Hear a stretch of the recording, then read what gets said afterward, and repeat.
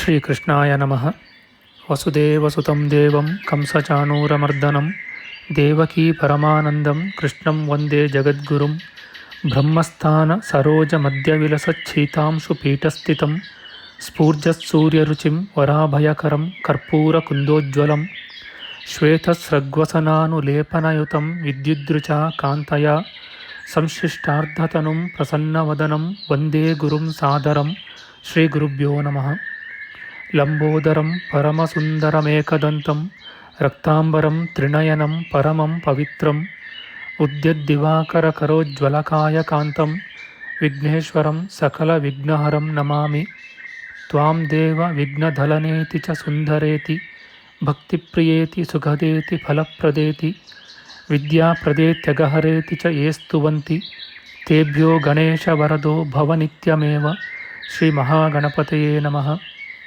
ಯಾ ಕುಂದೇಂದು ತುಷಾರಹಾರಧವಳ ಯಾ ಶುಭ್ರವಸ್ತ್ರಾವೃತ ಯಾ ವೀಣಾ ವರದಂಡಮಂಡಿತಕರ ಯಾ ಶ್ವೇತಪದ್ಮಾಸನ ಯಾ ಬ್ರಹ್ಮಾಚ್ಯುತಶಂಕರಪ್ರಭೃತಿಭಿಃ ದೇವೈಃ ಸದಾ ವಂದಿತಾ ಸಾ ಮಾಂ ಪಾತು ಸರಸ್ವತೀ ಭಗವತಿ ನಿಶ್ಶೇಷಜಾಡ್ಯಾಪಃ.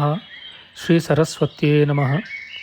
ವೇದಾರ್ಥತತ್ವವಿಶದೀಕರಣೇನ ಪುಂಸಾಂ ಉಚ್ಚೈರ್ಗತಿಂ ಜಗತಿ ಯೋ ದಯಯಾ ವಿಧಾತುಂ ರಮ್ಯಾಂ ಪುರಾಣಪದವೀಂ ಪ್ರಣಿನಾಯ ತಸ್ಮೈ ಲೋಕೇಶವೈಭವಪುಷೇ ಋಷಯೇ ನಮಸ್ತಾತ್.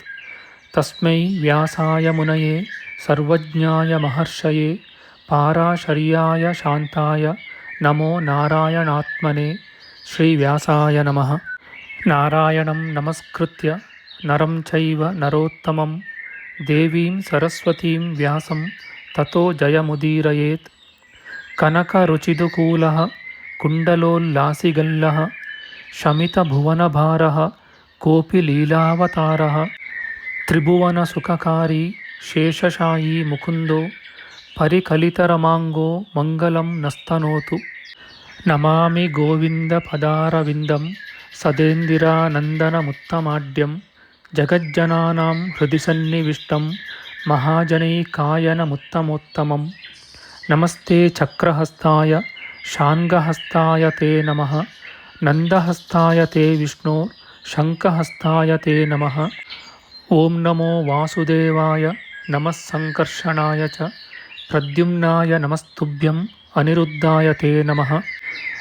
ದಂಷ್ಟ್ರಾಗ್ರೇಣೋ ಧೃತಾ ಗೌರು ದಧಿಪರಿವೃತಾ ಪರ್ವತೈರ್ನಿಮ್ನಗಾಭಿಃ ಸಾಕಂ ಮೃತ್ಪಿಂಡವದ್ಬೃಹದುರ್ವಪುಷಾನಂತರೂಪೇಣ ಯೇನ ಸೋಯಂ ಕಂಸಾಸುರಾರಿರ್ಮುರನರಕದಶಾಸ್ಯಾಂತಕೃತ್ಸರ್ವಸಂಸ್ಥಃ ಕೃಷ್ಣೋ ವಿಷ್ಣುಃಸುರೇಶೋ ನುದತು ಮಮ ರಿಪೂನ್ ಆದಿದೇವೋ ವರಾಹಃ. ನಮಸ್ತಸ್ಮೈ ವರಾಹಾಯ ಲೀಲಯೋದ್ಧರತೆ ಮಹೀಂ ಖುರಮಧ್ಯಗತೋ ಯಸ್ಯ ಮೇರುಖಣಖಣಾಯತೆ. ಶ್ರೀ ವರಾಹಮೂರ್ತಯೇ ನಮಃ.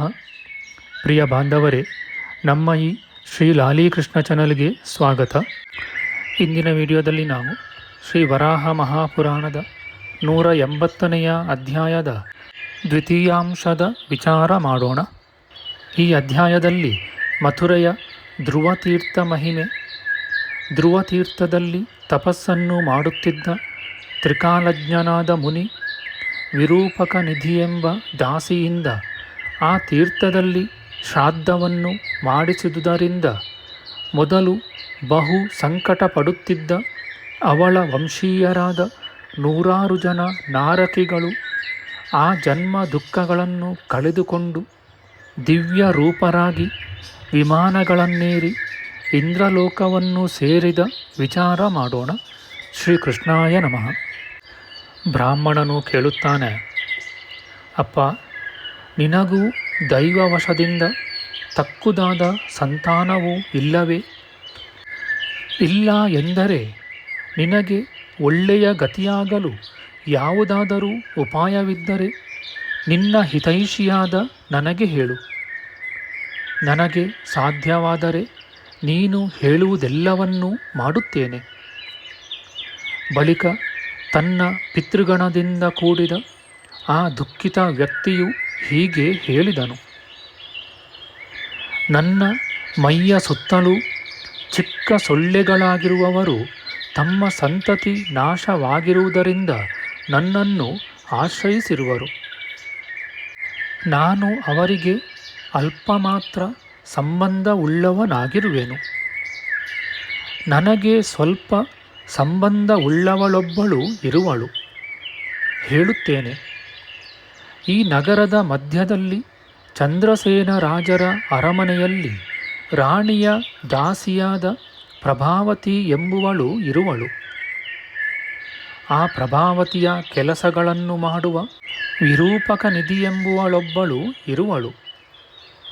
ನಮ್ಮ ಸಂತಾನಕ್ಕೆ ಸೇರಿದ ಅವಳು ಮಾಡುವ ಶ್ರಾದ್ದ ತರ್ಪಣಗಳ ಆಶೆಗೆ ಕಟ್ಟುಬಿದ್ದ ಮನಸ್ಸುಳ್ಳವರಾಗಿ ಇದುವರೆಗೂ ಕಾಯುತ್ತಾ ಇದ್ದೆವು. ಇನ್ನು ಹೊರಡುತ್ತೇವೆ. ನರಕವಿಲ್ಲದಿದ್ದರೂ ನಿರಾಶರಾದ ನಾವು ನಮ್ಮ ಕರ್ಮವಶದಿಂದ ಸಮುದ್ರದಲ್ಲಿ ಹೋಗಿ ಬೀಳುತ್ತೇವೆ.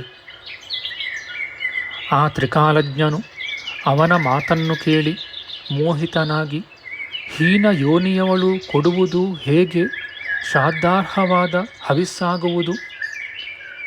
ಹೇಗೆ ಅವಳು ನಿಮಗೆ ಪುತ್ರಿಯಾಗುವಳು? ಅವಳು ನಿಮಗೆ ಶ್ರಾದ್ದವನ್ನು ಮಾಡುವುದಕ್ಕೆ ವಿಧಿಯೇನು ಎಂದನು. ಆ ದುಃಖಿ ದಯಾಪರನು ತ್ರಿಕಾಲಜ್ಞನು ಕಷ್ಟವನ್ನು ಅರಿತುದರಿಂದ ಜ್ಞಾನ ಕ್ಲೇಶವುಳ್ಳವನೂ ಆದ ಆ ಮುನಿಗೆ ಮುಂದಿನ ಮಾತನ್ನು ಹೇಳಿದನು. ತಮ್ಮ ಪೂರ್ವಕರ್ಮ ಪರಿಪಾಕದಿಂದ ಊರ್ಧ್ವಗತಿಯನ್ನಾಗಲಿ ಅಧೋಗತಿಯನ್ನಾಗಲಿ ಪಡೆದಿರುವ ಪಿತೃಗಳು ಮಕ್ಕಳುಳ್ಳವರಾಗಿದ್ದರೆ ತಮ್ಮ ಆ ಮಕ್ಕಳಿಂದ ನಿತ್ಯ ನೈಮಿತ್ತಿಕಾದಿಗಳಾದ ಶ್ರಾದ್ದ ಪಿಂಡೋದಕ ದಾನಗಳನ್ನು ಅಪೇಕ್ಷಿಸುವರು. ಪಿತೃಗಳಿಗೆ ಅದನ್ನು ಬಿಟ್ಟರೆ ಬೇರೆಯ ಗತಿಯಿಲ್ಲ. ಆದುದರಿಂದ ಶ್ರಾದ್ದಾದಿಗಳನ್ನು ಮಾಡುವ ಮಕ್ಕಳಿಂದಲೇ ಪಿತೃಗಳು ಪುತ್ರವಂತರೆನಿಸುವರು ಎಂದು ಶ್ರುತಿಯಿದೆ. ಪಿತೃಗಳು ಹೆಚ್ಚು ನೀರುಳ್ಳ, ಅದರಲ್ಲೂ ಮುಖ್ಯವಾಗಿ ತಣ್ಣಗಿರುವ ನೀರುಳ್ಳ ನದಿಗಳಲ್ಲಿ ನಮಗೆ ಜಲಾಂಜಲಿಯನ್ನು ಕೊಡುವವನು ನಮ್ಮ ವಂಶದಲ್ಲಿ ಜನಿಸಿಯಾನೆ ಎಂದು ಬಯಸುತ್ತಿರುವರು. ವಿಶೇಷವಾಗಿ ತೀರ್ಥ ಮಧ್ಯದಲ್ಲಿ ಹೊಕ್ಕಳವರೆಗೆ ನೀರು ಬರುವಷ್ಟು ಆಳದಲ್ಲಿ ಪವಿತ್ರವನ್ನು ಧರಿಸಿ ನಿಂತು ಬೆಳ್ಳಿಯಿಂದಲೂ ಎಳ್ಳಿನಿಂದಲೂ ಕೂಡಿದ ಬೊಗಸೆಯ ನೀರನ್ನು ಜಲಾಂಜಲಿಯನ್ನು ಮೂರು ಸಾರಿ ಪಿತೃಗಳ ಹೆಸರನ್ನೂ ಗೋತ್ರವನ್ನೂ ಹೇಳಿ ಈ ಹೆಸರಿನವರು ತೃಪ್ತರಾಗಲಿ ಎಂದು ಸ್ವಧಾಕಾರ ಪೂರ್ವಕವಾಗಿ ಅರ್ಪಿಸಬೇಕು. ವಿದ್ವಾಂಸರಾದವರು ದೇವತರ್ಪಣದಲ್ಲಿ 1 ಸಾರಿಯೂ, ಋಷಿತರ್ಪಣದಲ್ಲಿ 2 ಸಾರಿಯೂ, ಪಿತೃತರ್ಪಣದಲ್ಲಿ 3 ಸಾರಿಯೂ ಜಲಾಂಜಲಿಯನ್ನು ಅರ್ಪಿಸಬೇಕೆಂಬುದನ್ನು ಅರಿಯಬೇಕು.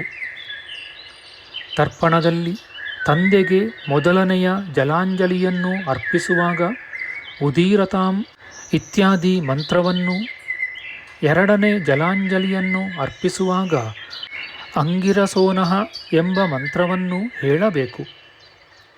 ಕೊನೆಯಲ್ಲಿ ತೃಪ್ಯಧ್ವಂ ಎನ್ನಬೇಕು. ಮುಂದಿನ ಪಿತೃಗಳಿಗೆ ಎಂದರೆ ಪಿತಾಮಹರಿಗೆ ಏಚೇಹ ಪಿತರೋ ಎಂಬ ಮಂತ್ರವನ್ನು, ಪ್ರಪಿತಾಮಹರಿಗೆ ಮಧುವಾತ ಋತಾಯತೆ ಎಂಬ ಮಂತ್ರವನ್ನು ಪೂರ್ವದಂತೆ ಜಲಾಂಜಲಿಯನ್ನು ಅರ್ಪಿಸುವಾಗ ಹೇಳಬೇಕು. ಮೊದಲು ಪಿತೃಗಳಿಗೂ, ಆಮೇಲೆ ಮಾತೃ ಪಿತಾಮಹಿ ಪ್ರಪಿತಾಮಹಿಯರಿಗೂ ಇಂತಹ ಗೋತ್ರದ ಈ ಹೆಸರಿನ ತಾಯಿ ತೃಪ್ತಳಾಗಲಿ ಸ್ವಧೆ ಎಂದು ತರ್ಪಣವನ್ನು ಮಾಡಬೇಕು. ಬಳಿಕ ಹಾಗೆಯೇ ಗೋತ್ರದಲ್ಲಿ ಮಾತಾಮಹ ಅಂದರೆ ತಾಯಿಯ ತಂದೆ, ಮಾತು ಪಿತಾಮಹ ತಾಯಿಯ ಅಜ್ಜ ಮೊದಲಾದವರಿಗೂ ಪಂಡಿತನಾದವನು ಈ ಶರ್ಮನಿಗೆ ಎಂದು ಕ್ರಮವಾಗಿ ಪೂರ್ವದಂತೆ ತರ್ಪಣ ಮಾಡಬೇಕು.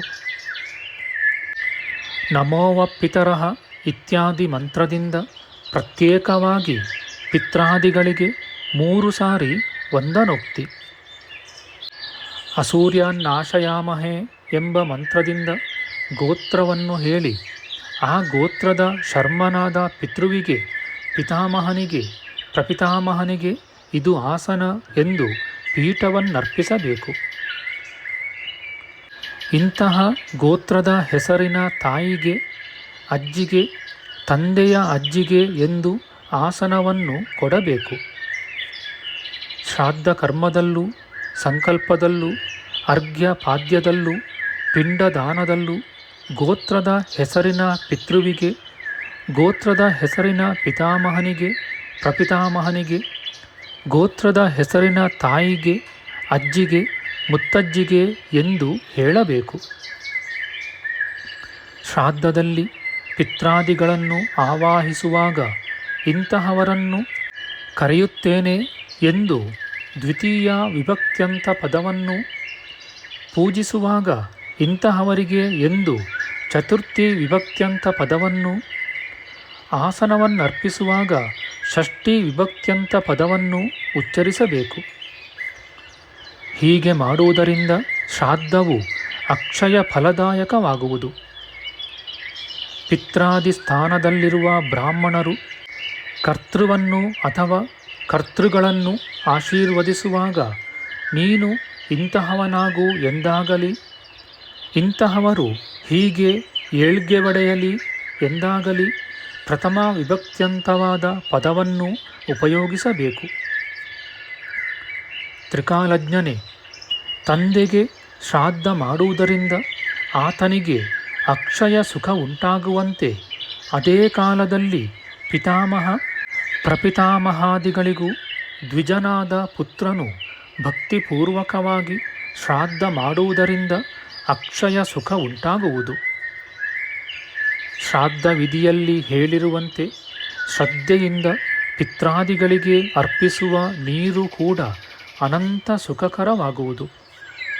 ಆದುದರಿಂದ ಈ ತೀರ್ಥದಲ್ಲಿ ಶ್ರಾದ್ದವನ್ನು ಪಡೆದ ಪಿತೃಗಳು ಸುಖವನ್ನು ಪಡೆದು ಸದಾ ಸಂತೋಷವುಳ್ಳವರಾದರು.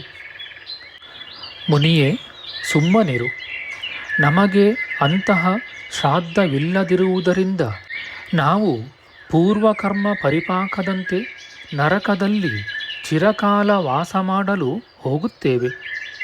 ನಮ್ಮ ಮುಂದಿನ ವಿಡಿಯೋದಲ್ಲಿ ನಾವು ಶ್ರೀ ವರಾಹ ಮಹಾಪುರಾಣದ 180ನೆಯ ಅಧ್ಯಾಯದ ತೃತೀಯಾಂಶದ ವಿಚಾರ ಮಾಡೋಣ. ಆಧ್ಯಾತ್ಮಿಕ ಚರ್ಚೆ ಮತ್ತು ವಿಚಾರ ವಿನಿಮಯಕ್ಕಾಗಿ ಶುರು ಮಾಡಿದ ಈ ಚಾನಲ್ನಲ್ಲಿ ನಾವು ಅಪ್ಲೋಡ್ ಮಾಡುವ ಎಲ್ಲ ವಿಡಿಯೋಗಳನ್ನು ಸಂಪೂರ್ಣವಾಗಿ ನೋಡಿ ನಿಮ್ಮ ಸಲಹೆಗಳನ್ನು ಕಮೆಂಟ್ ಬಾಕ್ಸ್ನಲ್ಲಿ ಬರೆಯಿರಿ. ದಯವಿಟ್ಟು ಈ ಚಾನಲ್ಗೆ ಸಬ್ಸ್ಕ್ರೈಬ್ ಮಾಡಿ ಹಾಗೂ ಬೆಲ್ ಬಟನ್ ಒತ್ತಿ ನಾವು ಹಾಕುವ ಎಲ್ಲ ವಿಡಿಯೋಗಳನ್ನು ನೋಡಿ ಪ್ರೋತ್ಸಾಹಿಸಿ. ಕೃಷ್ಣಂ ನಾರಾಯಣಂ ವಂದೇ ಕೃಷ್ಣಂ ವಂದೇ ವ್ರಜಪ್ರಿಯಂ ಕೃಷ್ಣಂ ದ್ವೈಪಾಯನಂ ವಂದೇ ಕೃಷ್ಣಂ ವಂದೇ ಪೃಥಾಸುತಂ. ಶ್ರೀಕೃಷ್ಣಾಯ ನಮಃ.